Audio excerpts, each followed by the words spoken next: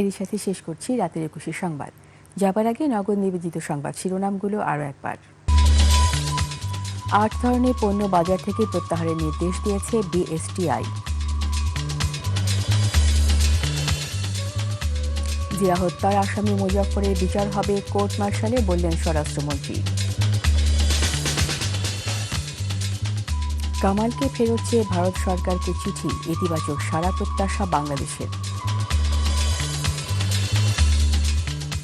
Cockroach party নেতা অভিজিৎ আটক, সংসদ অভিযান ঘিরে দিল্লি রণক্ষেত্র।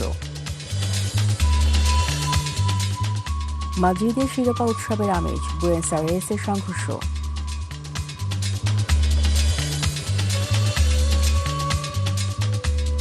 সবশেষ সংবাদ জানতে ডায়াল করুন 2024 নম্বরে, আর ভিজিট করুন 21-tv.com ওয়েবসাইটে।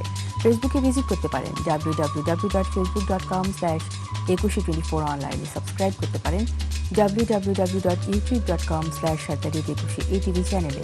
এতক্ষণ সঙ্গে থাকার জন্য সবাইকে ধন্যবাদ। পরবর্তী সংবাদ রাত ১টায় দেখার আমন্ত্রণ রইল। আমাদের সাথেই থাকুন।